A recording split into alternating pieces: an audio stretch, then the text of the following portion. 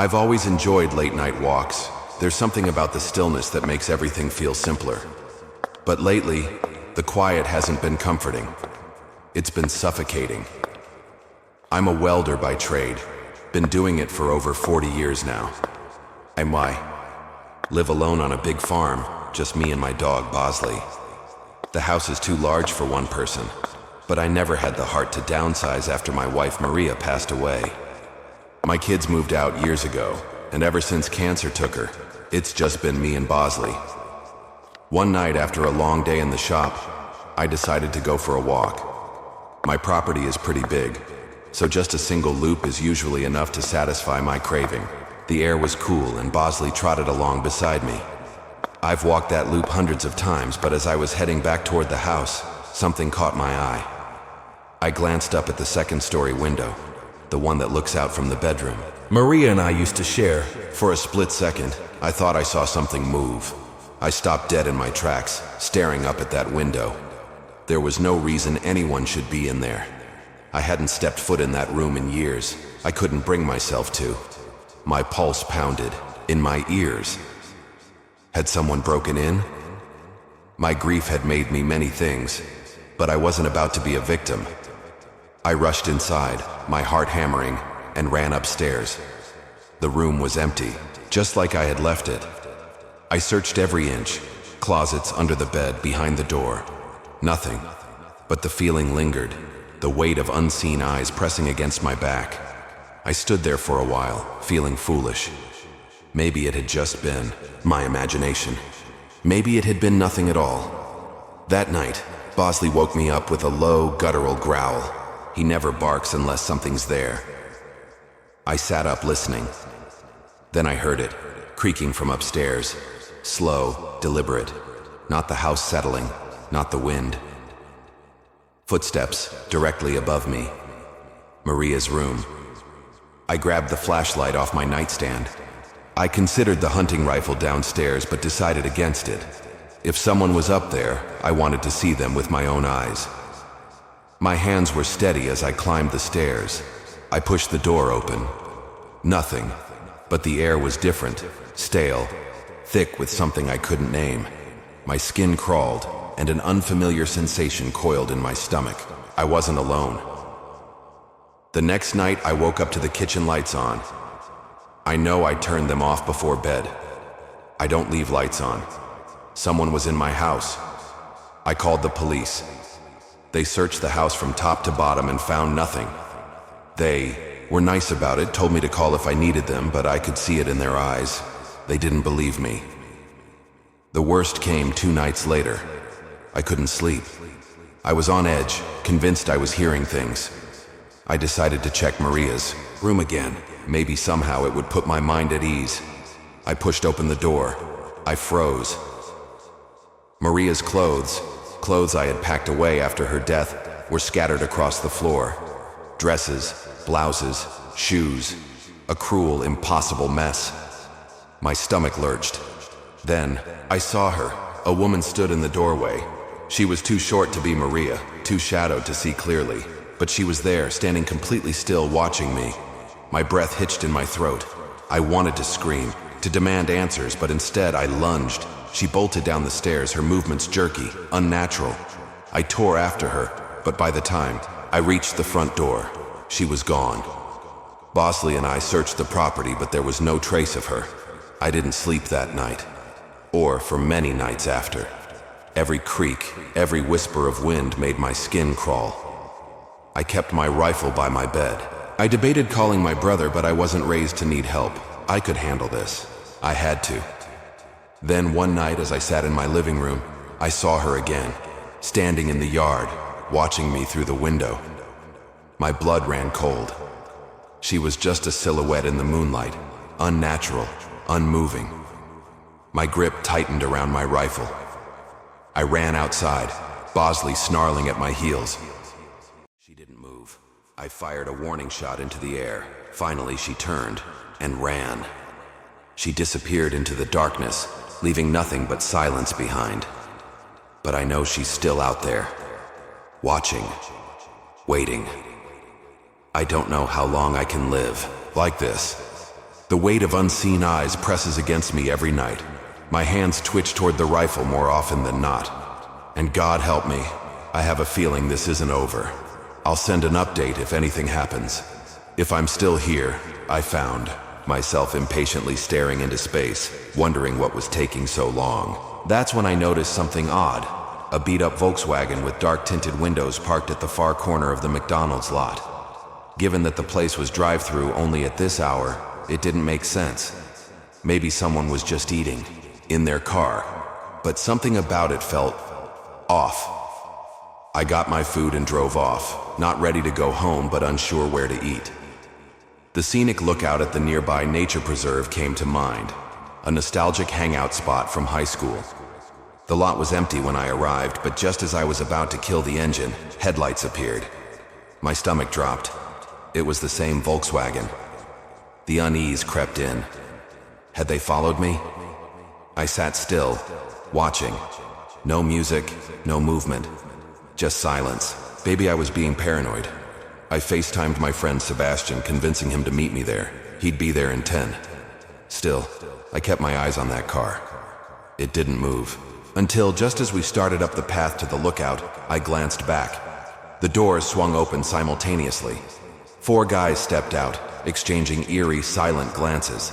My gut twisted. Sebastian dismissed it. They were probably just here to smoke.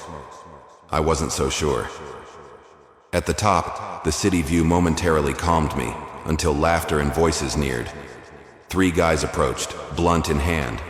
They acted friendly, but didn't find their own spot. Instead, they walked right up to us. The guy with the nose ring asked if we wanted to smoke. We declined. One of them laughed, calling us soft. Something gnawed at me. "Weren't you guys at McDonald's earlier?" I asked. The mood shifted instantly. The guy with the blunts smirk vanished. His friends stiffened, their eyes cold. They just stared. A long, uncomfortable silence. Then I remembered, there were 4 in that car, not 3. Where was the 4th guy? Then I saw him, half hidden in the trees, holding something. The second he noticed us looking, he moved. We ran. Footsteps thundered behind us. My heart pounded. As we sprinted downhill, reaching our cars just in time. Engines roared to life, tires screeched. We peeled out of there. In my rear view, I saw them scrambling into their car. I refused to go home, afraid they'd follow. Instead, I met up with Sebastian on his street. Still breathless, we tried to process what had just happened. Then Sebastian showed me his phone. He had snapped a picture of them. We had to do something. And first, that meant heading back to McDonald's, to send one. The next day, we approached a younger guy, hoping he'd listen to us. We showed him the picture and told him what happened. His eyes widened, and he told us something straight out of a horror movie. Apparently, that guy's girlfriend had also worked at the same McDonald's and had dumped him a few months ago. He didn't take it well. He would harass her while she worked and stalk her after her shifts. He was fired, but that didn't stop him. The police got involved and a restraining order was put in place. But it didn't matter. He had been violating that order, camping out in the parking lot. Sebastian and I were horrified. Why did he decide to follow me? What did he want? It was clear that he was unhinged. I prayed that the police would catch him there and put an end to this nightmare. But even as I said that to myself, I felt like it was already too late. A week passed. I avoided that McDonald's. I avoided the preserve. But something felt off. I kept getting this feeling of being watched even in my own home. My curtains would shift when the windows weren't open. I started hearing small sounds outside at night. Gravel crunching, a distant tapping that could have been tree branches or something else. Then, one evening, I received a text from an unknown number. Miss me? My blood ran cold. I never gave him my number. I never even spoke to him. But he had found me. I locked every door and window, double-checking everything. I barely slept that night. The next morning, my car had deep scratches running along the sides. Long, jagged claw marks carved into the metal. My tires were slashed, and scrawled across my windshield, written in what I swear was blood, were the words, "See you soon." Forgive me if I don't remember every detail of the story. It happened a while ago. I grew up in Ardmore, Pennsylvania. Not much goes on around here, so finding things to do can be a challenge. In high school, a few friends and I would sneak into and explore old abandoned buildings. That was our thing. I didn't realize how popular that kind of stuff was until years later. There was this abandoned church we'd been to a couple of times before in Narberth. I still remember the exact address, 198 Elmwood Avenue. It was creepy, but it was our go-to spot for late-night thrills. One fall evening, a few of us decided to hit the church and drink a little inside. The air was crisp, the kind that makes your breath visible. There were 6 of us: me, Luna, Gina, Johnny, Max, and Allie. The church sat behind an 8-foot chain-link fence, which we climbed over to get in. The doors were all boarded up, so we always used a window on the side. The first thing you noticed inside was the floor, or the lack of one. The entire first floor was just dirt. Someone had ripped out the floorboards years ago, leaving a hole in the center where concrete stairs led down to the basement. That's where we always ended up. The basement had 3 rooms, but only one had a door. The others were just door frames. We started in the biggest room. Old furniture, broken chairs, a busted couch. Johnny, being a lightweight, was getting loud from just a little alcohol. I had to shush him a dozen times. The best part of being in a big group was safety in numbers, or so we thought. Out of nowhere, a door slammed. I jumped. We all did. The sound echoed through the basement, sharp and violent. We froze, glancing at each other with wide eyes. At first I thought one of us had closed it by accident, but no one was near it. Almost immediately, Luna, Gina, and Johnny bolted up the stairs, leaving me, Max, and Allie behind.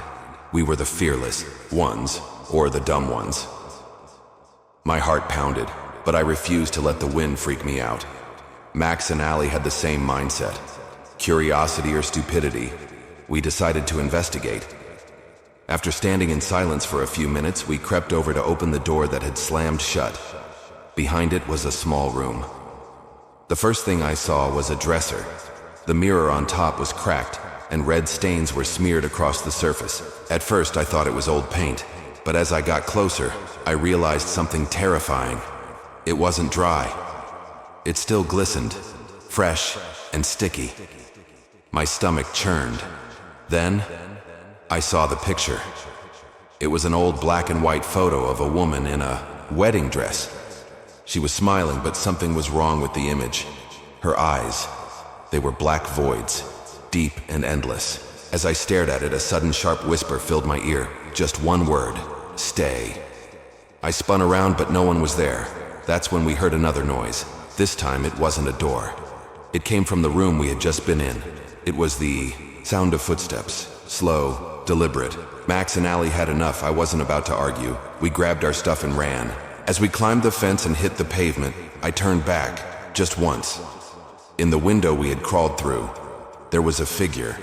A woman in a tattered wedding dress, her face shrouded in shadow. But I saw her eyes. They weren't empty anymore. They were staring right at me.